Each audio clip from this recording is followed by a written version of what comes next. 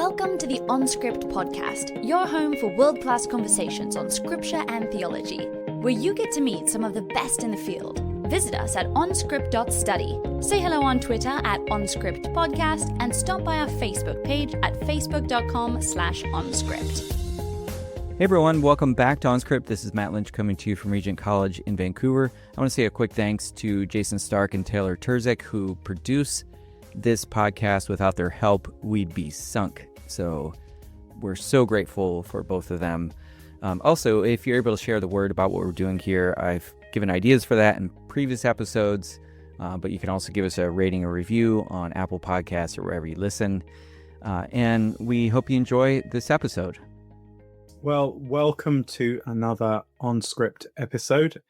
It is a pleasure to have Marty Folsom back. We have had him on before to talk about the Church Dogmatics for Everyone, Volume 1 and Volume 2. Well, now Volume 3 is out. The surprising, the often left out of discussion Doctrine of Creation of Barth. This is a volume I've spent more time in than any other. So I'm really looking forward to chatting with Marty about his work and the Doctrine of Creation. Now, Marty, I've introduced before, but just for those of you who are coming to this new, he is a professor of theology and biblical studies, has been for 32 years in New Zealand and Seattle. And you're living now on Camino Island. Camino Island is north of Seattle, so I'm looking out on Whidbey Island, which is the largest island in the continental United States that's completely surrounded by salt water. It used to be Long Island, but the Hudson River comes in, so there's fresh water there. So we look out at a huge island. Mount Baker is to the right. That's 10,000 some feet tall, which I don't have that in meters. And the Olympics over to the left, which is another beautiful mountain range. So I have water and mountain all out my view. Stunning. Well, you've been a therapist as well, haven't you, for over 30 years now? About 29 years, so I'm just coming up on about 30. So yeah. Well, you're known probably to many through your relational theology, the face-to-face trilogy. Now, perhaps even more so for the Church Dogmatics for Everyone series. But you've got also some work on the Psalms that will be coming out before long. And you have now started teaching at Northwest University. How do you do all of this? One day at a time, 1 hour at a time, block it out. So yeah, it's the Psalm series really started when I did my postdoctorate back at Regent College in the late 90s. I rewrote all 150 Psalms in rhymed poetry. Gary Detto, who worked at InterVarsity, said people won't buy just the Psalms. You need to add things to it. So I've taken a kind of a Jeremy Bigby approach of bringing in the arts. And so I bring in therapy, I bring in spiritual formation, I bring deep dives into the Psalms themselves and ask, what does it mean to live here? And we keep having Jesus and the Father and the Spirit show up. So it's an interactive Karl Barth, God speaks. Let's hear him speak in and through the Psalms. So Walter Brueggemann, before he died, wrote a commendation for me on it. Jeremy Bigby wrote a foreword for it. So I have some fine people who have, read and said, this is wonderful. So anyway, for me, it's an extension of my Barth work in really engaging Old Testament scripture and the life of engagement in relationships. So. Yeah, indeed. Yeah, as Barth indeed did, right? Engage scripture, I think, more than any other systematic theologian I know. Absolutely. Absolutely. Well, maybe you can give us just a big picture. Now, we're in Volume 3. Yep. Has anything surprised you as you've worked through the Church Dogmatics so far? Anything particular, of course, to Volume 3? So the whole nature of Volume 3, I mean, I find people keep saying what you said is that, most people don't spend much time here, but, I've spent a fair amount of time. All of my friends have spent most of their time in Volume 3, and my own doctoral work on the nature of being free persons. Volume 3 is the place that I went. So for me, it's the mountain peak that gives you this broad vista that everybody seems to have been missing. That, here you have God creating the world, not just as an object, but as a embodied place to love and be loved, and that the nature of the intertwined sense of God's life and our life are about freedom, and that the doctrine of creation, we think of, we just immediately go to creation. We have to start with the creator. What is the heart of this creator God who comes and does a work in creating a space that is hospitable to humanity? And hospitable means let's have a party. And the nature of party for God is that people need to be free within the space. And so all of those images of God that one gets in going to church in stifling kind of environments with stained glass windows that capture a little bit of the beauty of color and light coming together. CD3 it's on steroids, the beauty of the light of the God who creates a world where the light shining in the world allows us to see the purpose, the whole intention of God, which covenant, again, is the thing we're going to talk about. So I think most people don't think of creation and covenant together. And so to be surprised by the intentionality of understanding that Old and New Testament, the word testament really should be covenant. I don't know why we use this Latin derivative testament, but there's something alive, pulsing, vibrating with the word covenant that I think really shows up in this volume. So I think it's surprising to discover the nature of the involvement that Barth sees of God in the world, really trying to overcome the deist sense that God's out there. Yep, thanks for putting it all together for us. See you later when we get to heaven. But that's just not where we're going to go. Beautiful. Yeah, thank you. And maybe as well, while we're on a bigger picture, could you just remind us how you've structured these books, divided them up, some of the extra benefits that are in the books? Yes. So I really work at trying to, begin each chapter with an image that my daughter creates. So there's images that take you into the story, because I really want all of these works to be seen not as in the head, but in the story. And certainly the Doctrine of Creation is like that. So the nature of that image and the title of it all are going to invite us into thinking of living into the story of this life with God. A focus statement tries to bring that just in a few sentences today. So here's where we're going in the story today. Brief introduction where people can just get an overview of what's going on. And then, to really summarize through means I sit each day for 5 or 6 hours and take like 10 pages and try and make that into maybe a half page, maybe a page worth of statements that summarize, and you could put them on a refrigerator magnet and they would be things that would pop out of you. So I'm trying to make the nature of everything simple, clear, but deep, and following where it is we're going. The nature of conclusions for the church is to say, Barth writes this for the church. I'm giving a lecture this week, and I said, Barth was really he loved mystery and he loved the Civil War, but he learned from those to be a detective. But he doesn't want to figure out who killed God. He wants to figure out who killed the church. Who is killing the church so that we can get back to being the church in a way that responds and knows God. So conclusions for the church are really that call to the broader church to its task of really letting the living God be known and not to be caught up in its own misdirections. Insight for pastors is just to say people who live in churches often go, yeah, but what am I supposed to do with these people? I was taught to preach and to sit with people and cry with them and bury them and baptize them. But, what do I do in really bringing the doctrine of creation to my congregation? So to say everything, everything can be done. It's a life-giving thing. It's the kind of blessing you would give them by continually leading them to the present and living person of Jesus, who is present, and the Father who he makes available. So pastors, you get to bring people to the family meeting every Sunday and in all aspects of your life.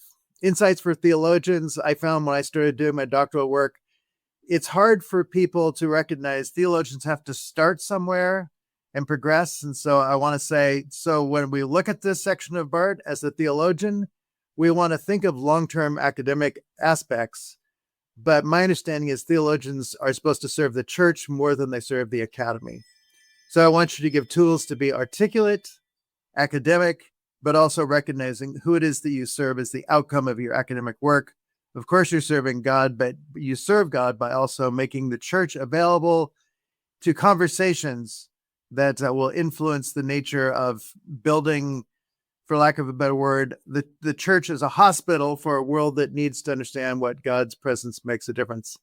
And then just finishing with a clarifying question. We often think this way, but Barth is going to suggest that we think a new and different way. So what I call clarify by distinguishing. Often that's where things really become clear for people. And I've had people say that's their favorite part. It really brings into clarity, not that, which I've always heard, but this new thing.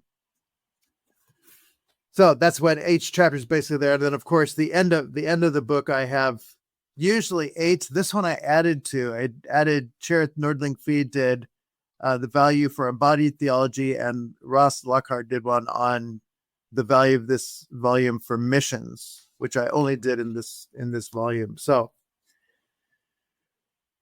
that's pretty much the overall of within chapters, and the overall of the book is just going through each of the volumes. In this case, 4 volumes now. The previous 2 just covered 2. I basically got a couple of pages more, not much, to fit 4 volumes into the same space. The task of taking it from 200, it was about 210,000 words down to 135,000 words was painful. Yeah, I can imagine. I mean, it's just over 400 pages, isn't it? I think. It reads, the last page reads is 398. Inside the last page, there were 398. There So you go. And so that's worthwhile just highlighting. The Voices Valuing Church Dogmatics Volume 3. You've got a great lineup there. Sam Adams, Gary Dedeaux, Jeff McSwain, and many, many more. Some of whom we've already had on script. So that's a good overview of the structure of these books. Do you have a highlight in your experience of working on this volume? The highlight for me is really understanding the relational nature of everything that's going on here. When we think of creation, again, we often just go to what's out there. To say that 3.2 is really his anthropology, to say how are human beings constructed, and in what way does the construction of who we are as relational beings open up, for me, my pursuit of understanding psychology as well as education, the way we tend to separate ourselves as individuals from the world. So our createdness is like ripped out of the context in which it lives. And then we try and dissect aspects of the human and aspects of what education might do. If you take them out of context, it just means that you're going to miss all the meaningfulness of what therapy and education and being fully human means. And so Barth's engagement of really carefully talking about the nature of, the God who exists in relationship, and that we're created as humans, male and female, body and soul.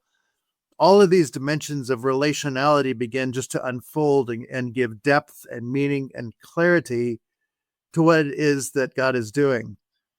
The other thing on the cover of volume 3 is a waterfall that is actually in Iceland, which we actually visited in May. And the nature of Barth's vision that God is constantly pouring water out like a waterfall. He didn't want the ocean to be the metaphor where it just kind of sloshes around, but that God is always pouring out like a waterfall, that his grace and his love to water the land, to feed, and to get this sense in CD2 of God always pouring out provision in all things in ways that have grandeur, but also meet the particularity of the plant life and the nature of rivers and the ecosystems that they feed. So there's a very embedded in the world sense that I came to see in this volume that we often miss the interrelated, almost quantum entanglement sense. God is present everywhere, dealing and bringing meaning and life and activity to it. Beautiful. I must say, I haven't received the physical copy yet, so I haven't seen the cover. I've worked through the PDF, which is fine. Oh, there it is. I'm looking forward to holding a copy, Marty, in a few weeks when I'm over in America. Yes. Well, if you don't got one, we'll get you one there at the Zondervan booth at the AAR. Fantastic. I'll be there. SBL AAR. That's what I want to hear. Now, Karl Barth's Doctrine of Creation. Let's dive into some of the topics.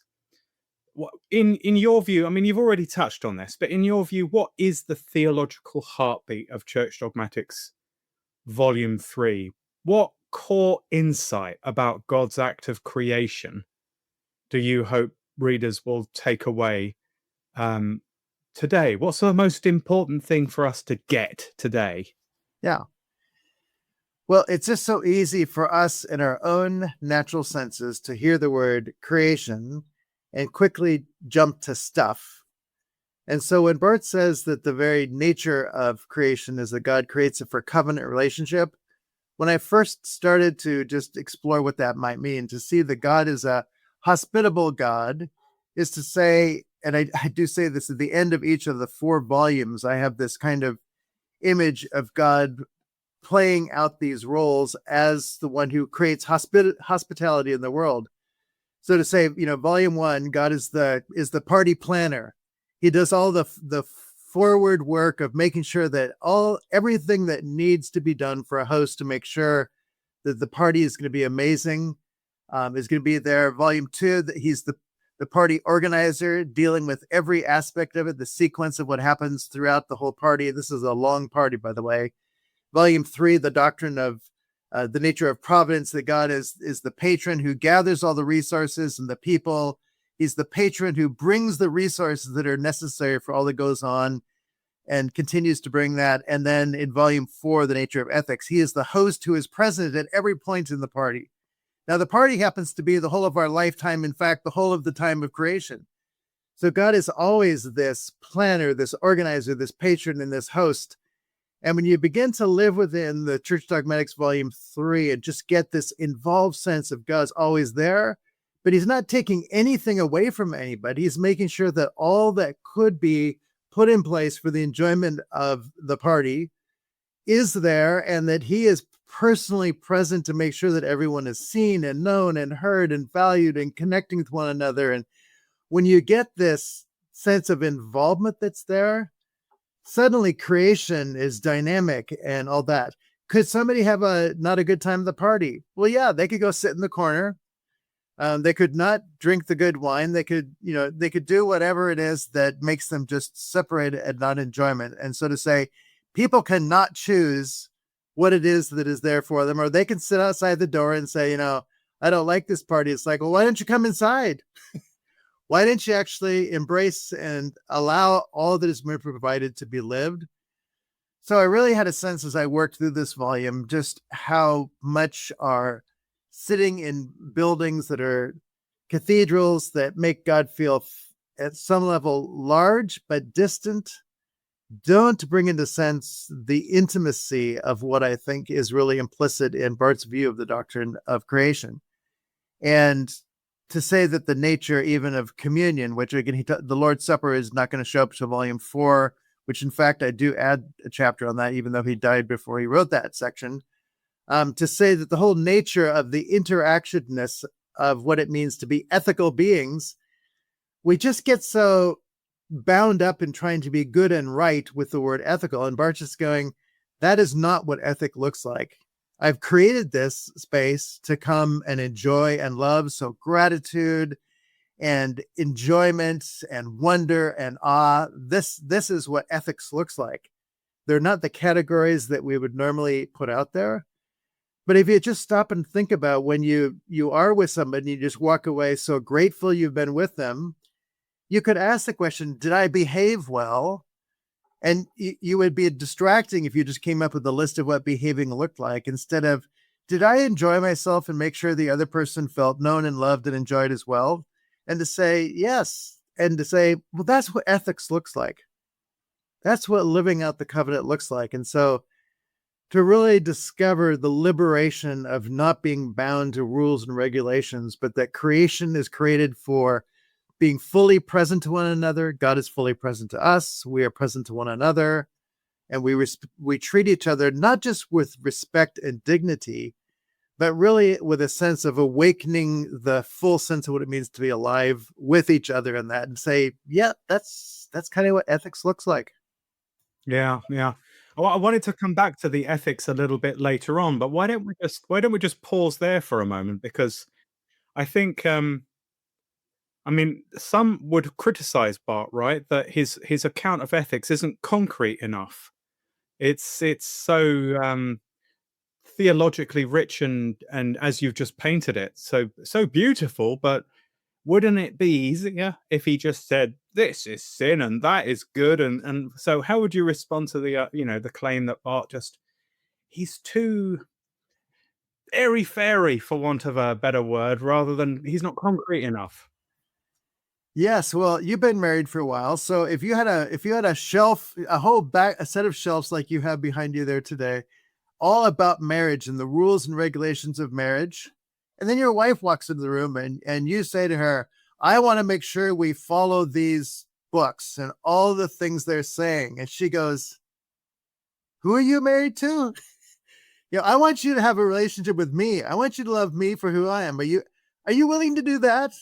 And you go, but these books are so good. Look at all the work that people have put in. Look at all the things that we could sit and read and talk to one another about. She says, let's just be together. Let's wake up every morning and ask, what does it look like for me to love you and for you to love me today? And say, well, let's go for a walk and let's have a cup of coffee from that new coffee machine of yours. It was so expensive, but we don't care about the expense because we're just going to live in the glow of what that coffee does when we share it together.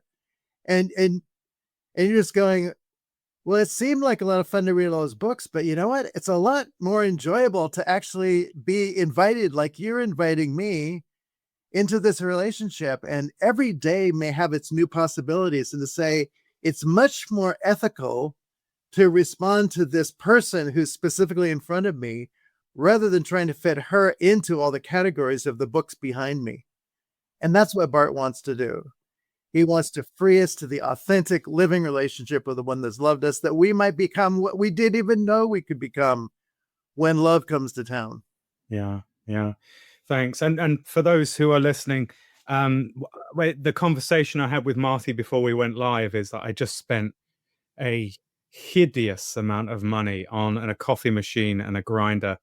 That made me feel decidedly ambiguous, sort of excited and guilty and happy and terrified all at once in paying this large amount of money. So if Barth helps me to justify this as a moral good, let's keep going on this conversation. That's all I can say. It's the delight in the thought of having it. I mean, there wouldn't have been delight you've spent this money because there was something that compelled you on. And so if you can capture that delight, you're moving into the realm of the ethics of Barth. If you're just thinking about the guilt and all those things, that's going to be volume 4, the Jesus who comes as a priest to deal with our coffee buying machine issues so that we can live into the fullness of the children of God and drink that coffee with awe and wonder and the desire to share it with others. There's a coffee machine analogy that will run through all of these volumes, isn't there? So one of the things, I think you used the word hospitality near on 100 times in this book. So obviously hospitality is a key motif for you. You portray creation as God's house, where the triune God is our gracious host.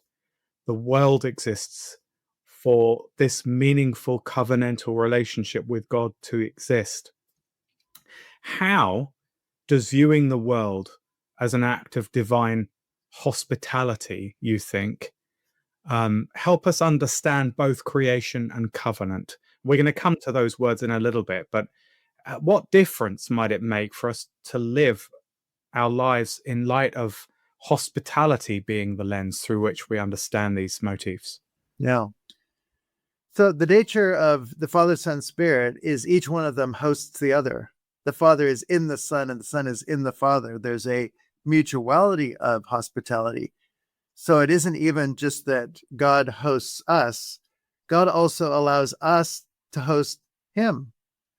And so in that mutuality, we open up what one might call the science of the personal through listening and being aware of and then serving the other. So as we each open up as a host for the other, we become aware of the other. The question of what does it look like to serve, to love through serving the other, The question, does God love and serve humanity in creating a world and then being present in the person of Christ and sending his spirit? Absolutely. Do we have a sense that when we say give our hearts to Jesus, which is always confusing for people, the nature of having Jesus in our heart, at some level, E. Cummings' poem, I hold you in my heart, I hold you in my heart. Wherever I go, you are with me, my dear. There is a sense of that holding the other in our hearts that is an act of hospitality. And when we do hold someone in our heart, the nature of the outworking of each day, every action at some level is a correspondent or a compassionate way of working that out for the other person. So again, when you have kids, you hold them in your heart when you're with them and when you're not with them. And that holding them in your heart means that you're hosting them even when you're not specifically making a meal or going on a fishing trip with them or whatever.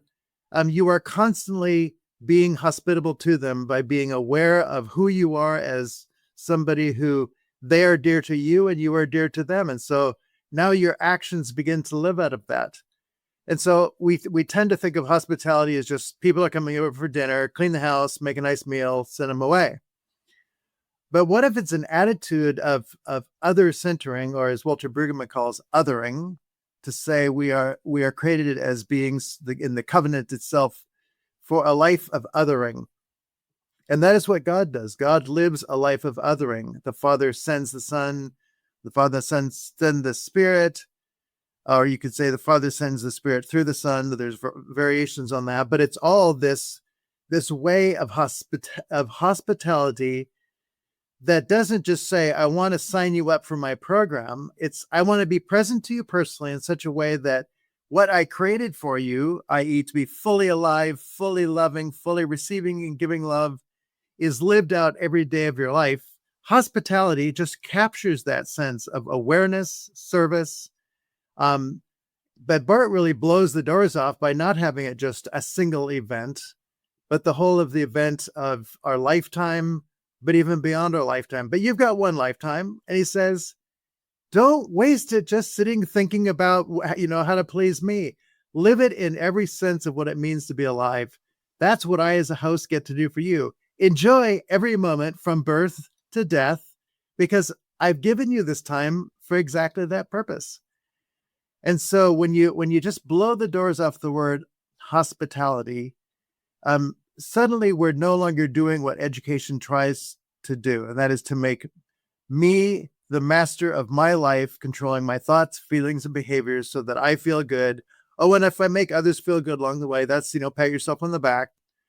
It just turns it all around and says your life will be fulfilled when you've given yourself to the point that you lay down on your last day and say, what a ride that was. The lives that I touched and that touched me because I lived this openness that would have been so lost if I hadn't have gotten out of myself and been fully caught up in the web of loving interconnectedness that God apparently intended all along. And that's where covenant is the meaning of creation, is all of that. So again, hospitality is just to recognize we live in a culture of individuality, and that fractures.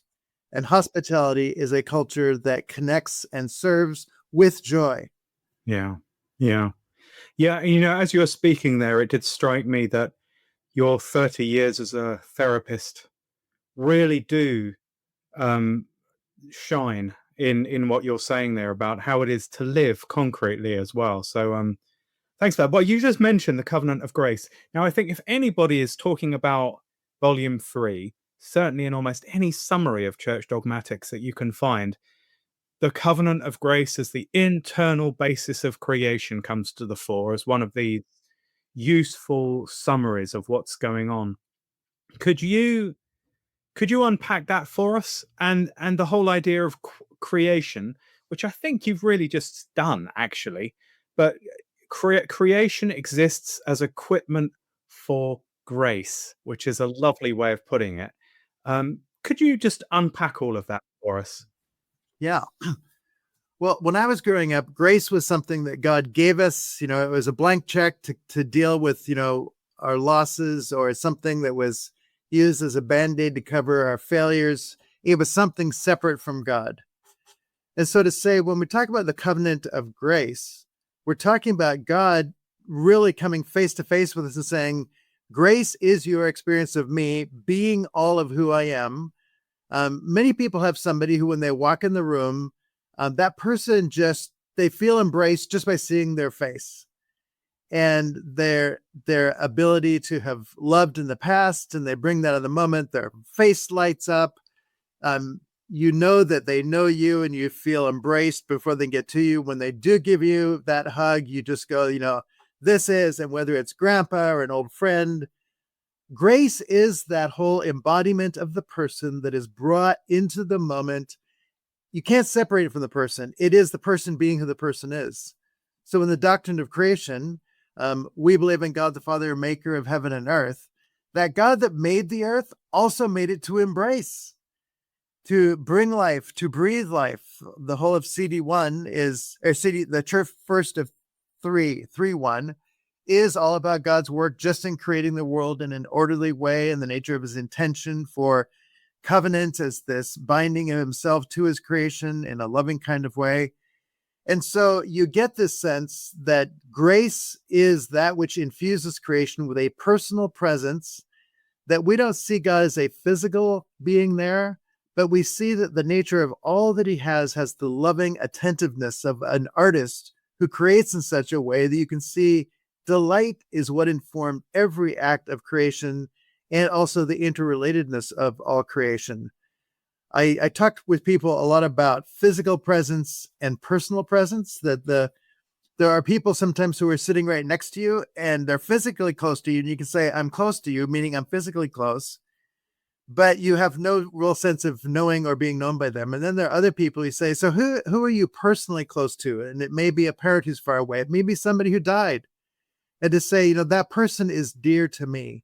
And so to say, the personal presence of God in creation is grace, bringing that voice, that meaningfulness, that intention to always be with us and for us, that pervades in what Barth sees as just the whole of what the eternal God does, who isn't separate as the holy other, but by being holy other is distinct for the embrace, the provision to be present at all times and all places, as the gracious God, always giving himself so that we know both who he is, but we also discover I am a beloved one, and all that I see around me has been provided by the one who loves me, so that I would live a life within this creation that is meaningful. And I get to share it with the people that God puts in my life.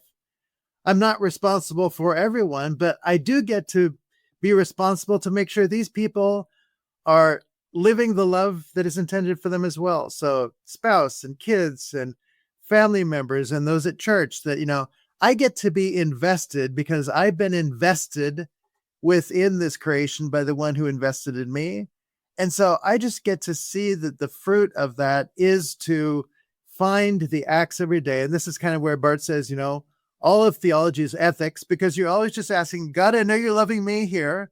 How do I love here appropriately? And that is ethics. It's the behavior that lives out of a heart of grace, that finds the way for today in this predicament to let the loving thing be done and not default to, well, what's the right thing to do here? Which is some form of law, some form of human wisdom, usually, that isn't attentive to what love wants to do in the moment of each day. And that's what creation is created to be, the space within which love finds its beautiful artistic outworking in a way that is science, because science always attends to the actuality of what is, tries to understand it so we might live more fully in the light of it.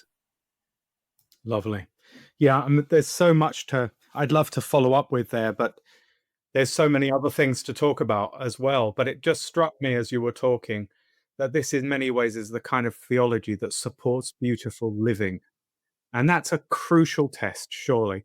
But anyway, to the matter of evil, nothingness, das Nichtige. There's all this fascinating stuff about angels and demons, and you tackle all of that as Barth does in such a Christ-centered way. my question, how does Barth's understanding of divine providence tackle the reality, I'm putting quotation marks around that, the reality of das Nichtige, the nothingness, without giving evil the last word? How does it help us grapple with suffering and chaos in the world today? Yeah. Well, it was interesting to me in reading those sections. I often thought of the nothing as shadow. And sometimes I think Calvin used shadow as where there's light, the places where the light doesn't shine is a shadow. But Barth here says, no, even shadow is part of the world that's created because of the light. You don't have the shadow without the light. Therefore, we can't think that what we often call evil in this world is necessarily bad. People do make bad decisions because the light isn't shining where they would want. But Barth still sees that embraced in the world of created light. It's part of the intention of God to create a world in which his will be done. Thy kingdom come, thy will be done. So to get to the nothing, you have to go another step beyond the shadow.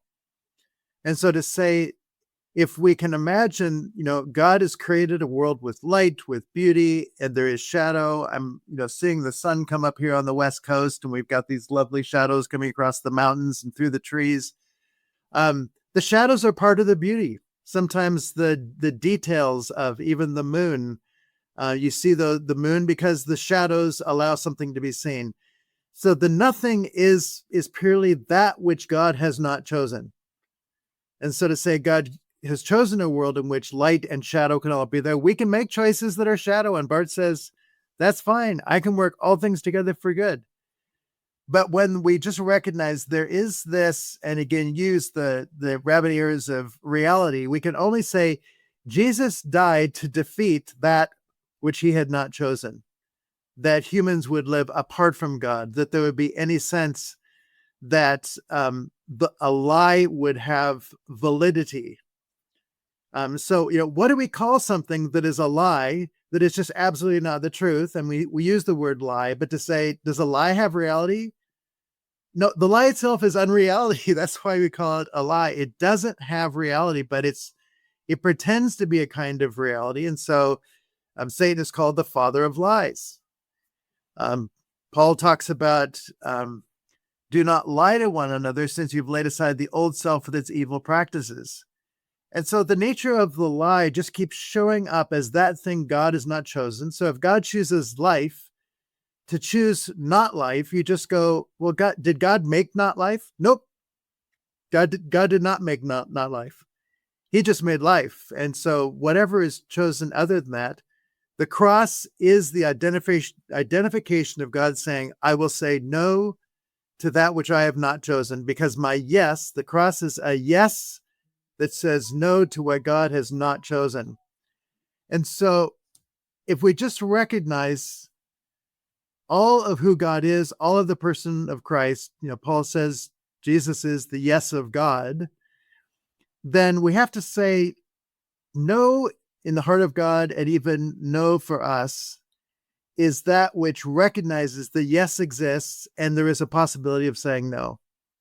Now, Barth says a brilliant thing with the tree of the knowledge of good and evil. People have made it as a place of evil that, God somehow builds evil in.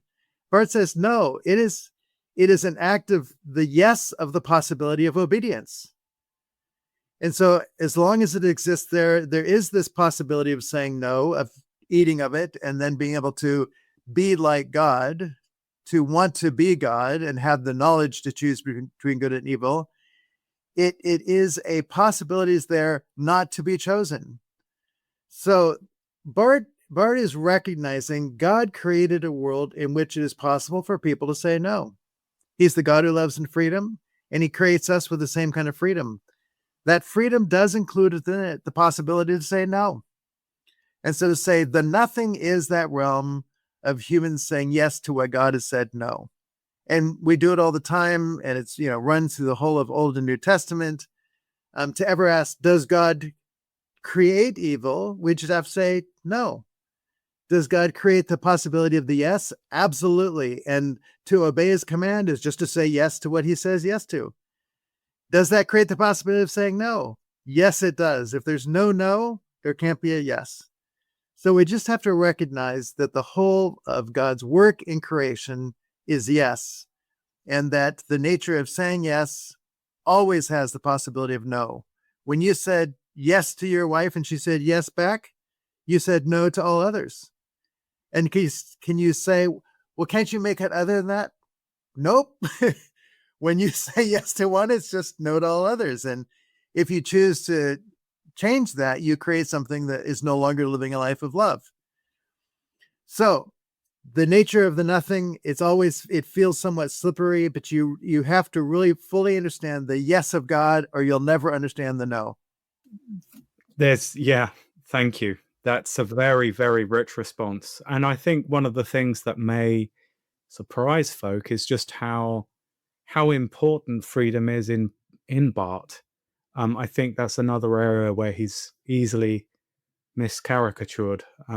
But quick fire round. Let me just say on that. Go on. The nature of in 2:2 that all of the battle around election just misses the power of the God who loves in freedom in 2:1.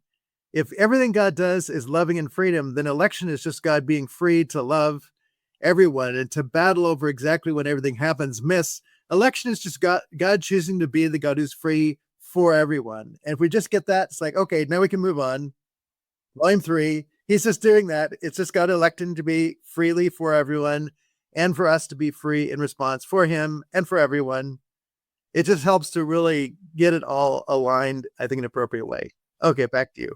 Well, yeah, I mean that right there, the McCormack Hunsinger debate. We won't segue into that, but I did want to come up with some quick fire questions because that's how we do it. I haven't actually got anything really, and I wanted to just do some stuff off the cuff. As I've just said, I've spent a hideous amount of money on a coffee machine, just like half an hour before we had our conversation. So I'm still living like this bizarre I've spent too much shock while chatting with you. Who is it that decides just right amount of money? I'm just hearing the doctrine of evil here, that you have an evil demon on your shoulder who says, Chris, that's too much. I'm just going, maybe that's an angel saying, go, Chris. Well, that's the question. So my quick fire is, because Barth talks a lot about angels. He takes angels seriously in CD3. What do you think an angel would say to me about buying my coffee machine just now? Just call me angel of the morning, pour some coffee.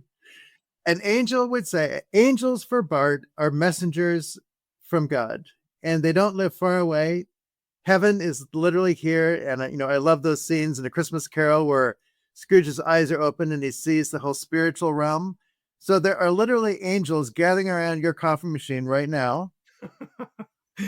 And they're just going, the God who loves Chris and loves this coffee machine and made coffee says yes to the enjoyment of Chris Tilling, to have that which will bring him into the light of giving glory and honor to God, enjoying what God has created, sharing it with, maybe others, maybe your wife, maybe have friends over. The angels are saying, we always say the same thing. Give glory to God, enjoy his creation, allow for his purposes to flow through your coffee machine and through your life as you invite people into coffee communion. Go for it, Chris. The angels announce good news. You are created for invitation. That's it. Now, my wife is going to have to listen to this particular episode as well, which is fantastic. Do you have any angel stories yourself? I have more kind of Holy Spirit stories where, the first time I ever went to the American Academy of Religion back in like 1999, I showed up a day early and I just thought, well, I'll just walk around a little bit. And in walking around, I went across the street. There was a hotel. I walked up a floor, walked down a hallway, and there was a sign out in front, TF Torrance Fellowship meeting here. It was literally one of the things that I had come to do, but I had not known where it was going to be. And so I was literally led by the Spirit. We could say led by an angel would work here too, that, a message was whispered, go here, go there, and it took me right where I needed to be. I do have other stories like that, of just being led. And so if angels announce and lead and guide, then to say, the work of the Spirit is to give us that whispering, and that the angels at some level are present. Barth even says we could say in the burning bush, it is a voice that is heard. Do we say it's the voice of God or angels? And he says, yes, the voice of God and angels. We don't need to necessarily separate those things out. So to say all of Karl Barth's work is a burning bush work. He went to the burning bush. He went to the Bible. The book of Romans became a burning bush for him. And it's like, whoa, strange new world here. I've never seen a bush burn like this. I've never heard a voice like this. And so to say angel stories for us at some level is just letting the voice that is there that calls us into a life of liberating others, of knowing the personal presence of God. That's angel work. That's Holy Spirit work. That's Father work. That's Jesus work. If you try and separate them all apart, you're probably doing too much dissecting. Just pour the coffee, share it with others, and you're living out what the gift is intended to be. And that's what I think Barth experiences, and his ethics invite us into that kind of giving, including, and I don't know how much you spent for your machine, but yeah, this conversation would be completely different if you knew how much I'd spent on this. I mean, it would be enough to power the electric grid of a small country for a few years, probably. Now, so I've got another question for you. Barth said, of course, God didn't will das Nichtige, the nothingness. Yep. So be honest, Marty. Yes. When you've read some theology papers or sat through some SBL AAR presentations, have you had the feeling that some of that nothingness has crept back in? And the answer, I mean, that's an easy answer, right? I mean, the nature of humans who try and take control is, in a sense, that's the nothing that's creeping in. I have described at some level the nature of natural theology is just humans trying to project onto God. They're choosing to say of God and the world what God has not said. That's just humans in a big monopoly game. They're laying down all the chips, trying to get all the possessions for themselves. They want to win, and if any action they can do happens to cause other people to lose, oh well. And so when our theology just becomes our tribe needs to win, and that may be within the Christian church or outside the Christian church, whenever it's us against them, you already have das Nichtige. You're already into the realm of the nothing. You are objectifying the other and saying of other persons or relationships something that is not true to the love of God. The nothingness is creeping in. In the movie The Never-Ending Story, did you ever see that? No, way too cultured for me, I'm afraid. I'm still working my way through Godzilla movies. The Never-Ending Story, it's a story of imagination being lost. And so this little boy, he's reading a book and finds himself entering into the book. And the story in the book, loss of imagination is creating the nothing. And this world is literally collapsing. The nothing is eating it up. And it's not just turning into dust, it's turning into nothing. And I was constantly struck by Barth's image of that when we lose our imagination for God, end up just having discussions about quote unquote religion or things that are just dust with no imagination. That image of this boy waking up, that his life is actually writing the story of the nothingness that is destroying this world. And how many people, not only in the world who just don't know the living God, but people who are in religion or advocating for a controlling kind of religion end up just annihilating it into the realm of nothingness. And yep, I see that all going on. So definitely there. Well, thank you for indulging my flippant quick fire questions. I appreciate that. There's come to something a little bit more substantial now. Actualism is one of those words that's used to try and describe what's going on in Barth's theology. And I've learned a lot from our mutual friend Jeff McSwain in this regard. He wrote a lovely essay at the end of this one on CD3 for ordinary people. Jeff did a beautiful job with that. So maybe you could, just summarize a little bit of how you understand actualism on the one hand, and then it's really asking, does an actualized theology help us finally make sense of contingency, of nothingness, or is it a problem even for that? So the nature of act, which there's so much conversation of act and being. I borrow a little bit from John McMurray here, where he says, every act has a motive. If an act has a motive, then, if you go out to reach your hand out to shake somebody's hand, your motive in that would be to say, I'd like to meet you or something. If you fold your hands, your motive is, one of shutting yourself off. So to say every act, including sitting there and doing nothing, is an act, and the motive of, not engaging, somehow you're separate. If we just recognize that motive lies behind every act, therefore every act of God in the act of creation, the acts of creation, the ongoing acts of creation, there is a motive. And it takes us back then to the question, well, what is the motive nature of the very being in the heart of God? And so Exodus 34:6, the Lord, compassionate, gracious, slow to anger, abounding in loving kindness and faithfulness. On he goes with this outpouring of the motive heart of God that informs the actualism of the theology that Barth sees at work in volumes 3 and volumes 4. And ultimately, it's going to be volume 5. He didn't write it, but I'm working on writing the 5th volume for that. But the actualism is not just the act, but it's the whole motive of a person, a personal God, fulfilling particular ends, which the word covenant then comes into place.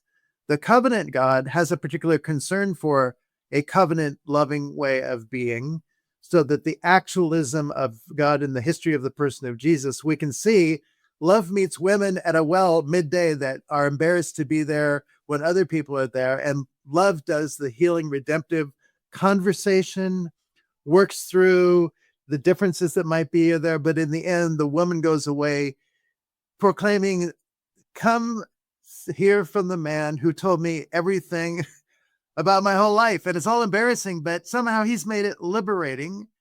And so the act of Jesus meeting people like her, the woman caught in the act of adultery, in every case, you just go, Jesus is always acting, speaking in a way that is that redemptive heart that finds what is able to be done in the situation to bring restoration, which also includes turning over the tables of the people who are trying to sell things outside of his father's house and saying, my father's house is a house of the yes of my father to all humanity. And you're just making it an occasion to, skim some money off of people. This is something that we have to say no to. And so his act is a motive of love to say no to that which defies it or defiles it, maybe would be a way to say that. So the actualism of Barth is to say, you can't have an abstract theoretical God that doesn't actualize, because it's in the acting of God in the world that we find the heart or motive of God at play. And then thy kingdom come, thy will be done, actually is what happens every day in those whose hearts and lives and actions correspond to his, and the degree to which we dwell in him.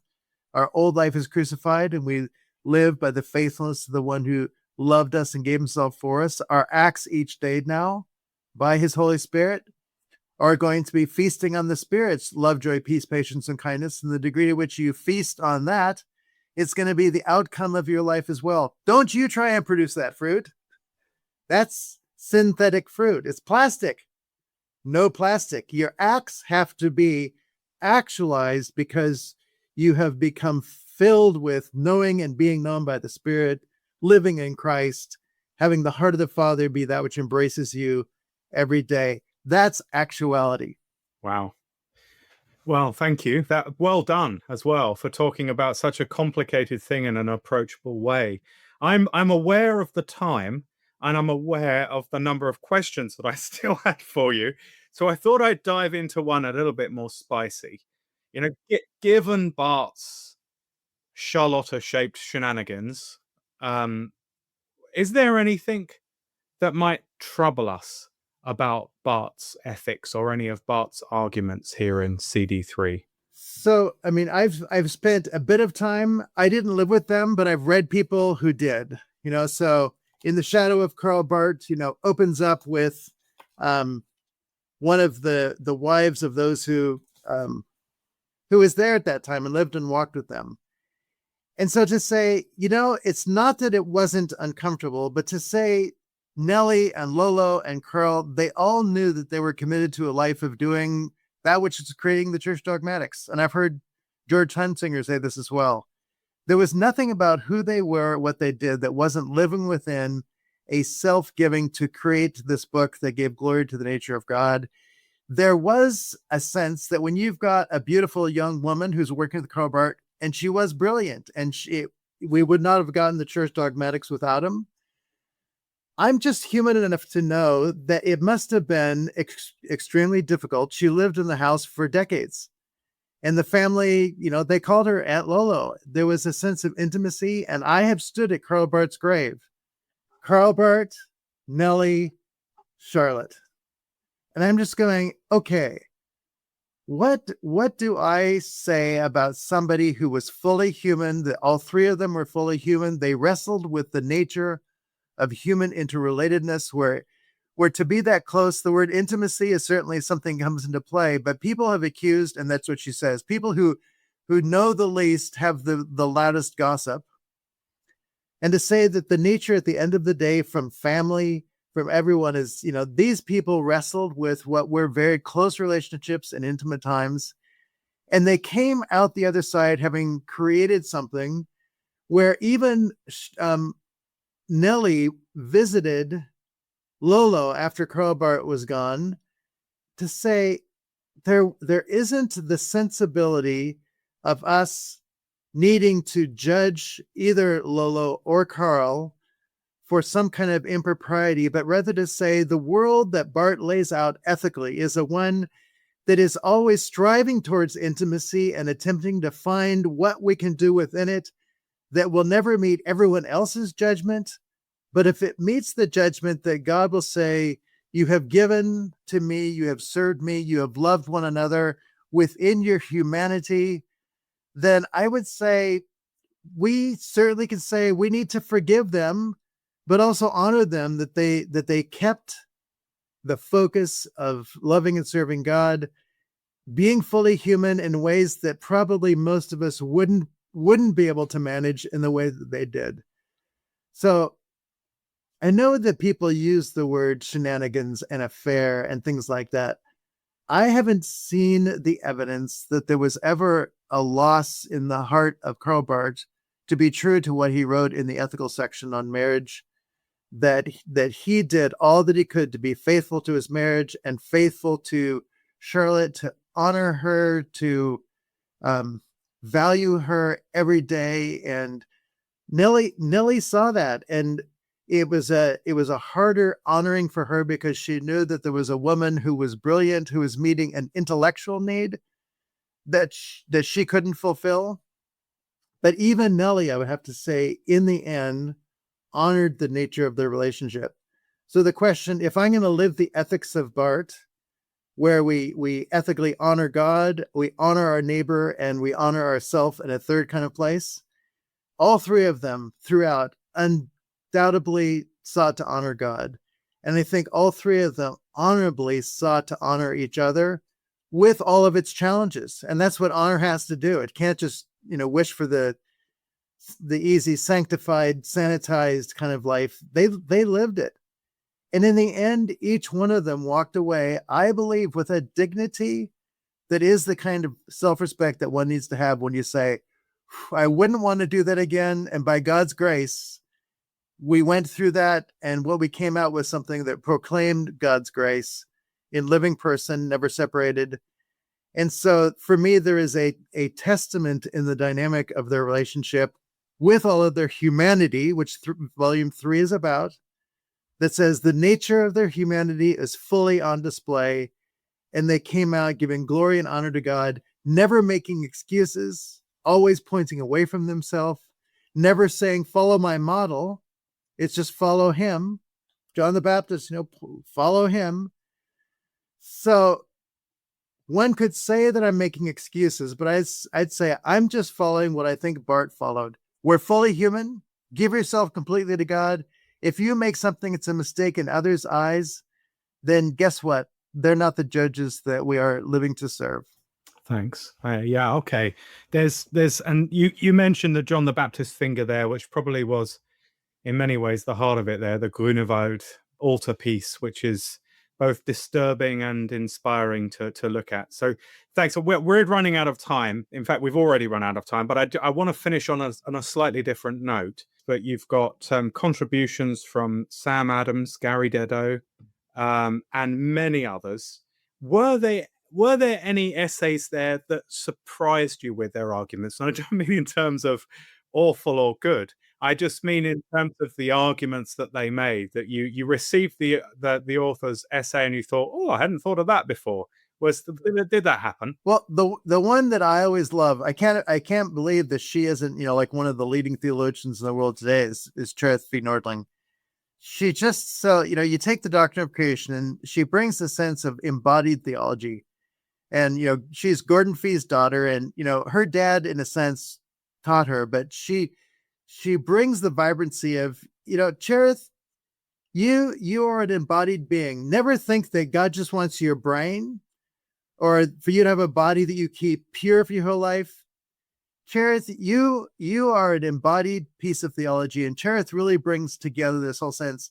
God created this world for us to be fully alive in our minds and our bodies. It's like he loves all of it, and so much of our Christianity is just uncomfortable with our bodies. And so she just gives a permission and an invitation to really awaken the full embodiedness of our humanity within God's creation in a way that I just find delightful. It's why I added her. I knew there would be something, but she always steps up to the plate and brings more. I mean, just yesterday, a thing that I heard her write, Jesus still looks like his more like his mother, because, that's the humanity of Jesus. And, for her just to say, Jesus still looks like, we talk about, having our Father's eyes and all that, but to just acknowledge Jesus looks like his mother. He's human, even today in heaven.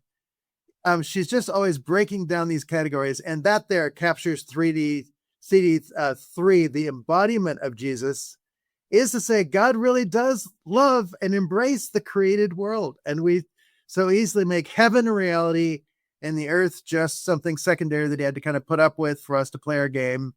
No, Cherith just blows the doors off and says, it's all embraced. Beautiful.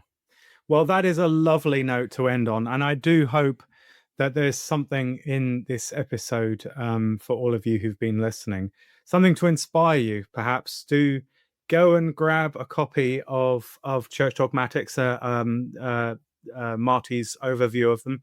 Many people have said to me that they're just getting better and better each volume as we go through. So thank you very much for coming on to OnScript again, Marty. And I will just say volume 4 is in at Zondervan, so it should be out spring of 2027. And I've begun on volume 5, so keep it coming. That's what productivity looks like. That's awesome. Well, thanks very much for being our guest once again, Marty, and every blessing to you and to everyone that's listening as well.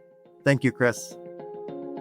You've been listening to OnScript, delectable conversations on scripture and theology. If this episode has brought you inner peace or lit your biblical fire, please consider a small donation of just $2 or $5 per month. Information on how to donate can be found at onscript.study/donate.